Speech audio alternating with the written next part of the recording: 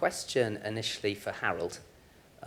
Inspired by the fact that your group, Aegis, has 3 car clients, BMW, Nissan, and Sorry, it Holden. has a what? 3 car clients.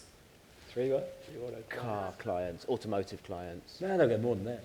Yeah. But so excellent. What's your point? Have a go. So my question is... You've all got the same accent, you people. Yeah, apologies. They're all refugees. They're all refugees coming from the boredom of the UK. Oh, I'm getting interested in this. Keep going. My question. So far, you got it wrong. The question is, what's your secret to managing conflict or difficult relationships?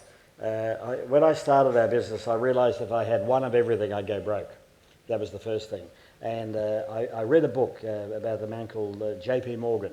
J.P. Morgan, at the end of the century before last, started the big merchant bank of Wall Street. It was the original one that made it all work. And I drove our whole business on the basis of that. J.P. Morgan, very clever man. He had the beginning and the invention of a word called Chinese walls. It wasn't in China; it was in Wall Street. And he had a big desk. He had a big desk right in the corner, and he had partners, and they were the beginning of it all in around 1890. And it was the firm J.P. Morgan, which in fact had all the money that invested when things were happening, like building the railroads out to the Midwest, where there would be 3 or 4 railroad companies all heading out to Chicago to try to get there on top, all competing with each other. All of them would have been funded by J.P. Morgan. J.P. Morgan knew that one of the 4 would win, and he had them all 4. And so of that, he loaned the money, he got the money back if he could, but he made it all work, and he made it work because they trusted him. I built a business over many years where trust is what it was. I never wanted a contract with any client. I didn't want to leave a meeting somewhere and say, well, that's it for 3 years, we can just relax. I never wanted anyone to relax because we're in the service industry, and I wanted them all to trust us. And that's exactly what happened. And it's trust that happens at every level like that. And it's worked for us. In fact, there are 10 car clients, if you want to know. I think we'll widen this one to Matthew at this point. You obviously have more than one agency in your stable. You have BMF. BWM, is that your conflict shop? I didn't create the current structure, but look, I think Harold's right. The notion of conflict can be managed. You can do it through working within an entity and having separate floors, different passes, different IT systems and the like, or you can actually, if you're a group, you can use various different brands and work that way. There are some categories where conflict is felt more keenly than others. Yep. Yeah, but in general, I think if you've got the talent that people want to hire and you've got the ability, generally you can manage your way through it.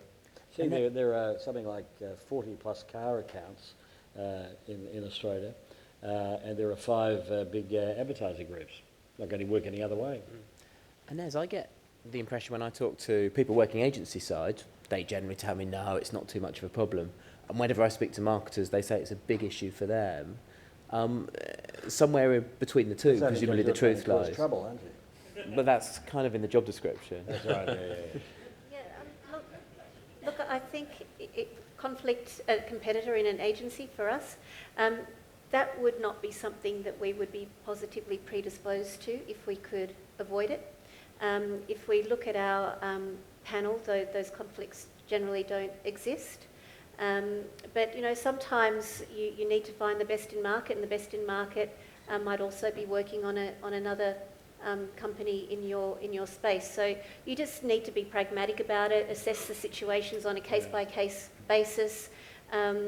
You've got to have faith and confidence in the integrity of the agency to be able to manage conflicts of interest, and just be reassured that the right measures are put into place around it. Nick, you're also a client. Would you be happy if the agencies that worked for you also worked for Apple? Well, that's a very good question. I hadn't thought about it from that perspective. But I think what we find actually, because we work with lots of clients as well, and what we actually find is that what we do is not all that secret, because we actually tell everybody about it all the time. But there's just a gigantic gap in execution. So some companies are very quick to grab the opportunities, and some companies are very slow. And we tend to gravitate towards the ones who are quick. I don't know. in terms of two advertising agency or creative agency working for us and Apple, I don't know what we'd do, to be honest. I haven't come across the problem. But It's somewhat hypothetical. Mm.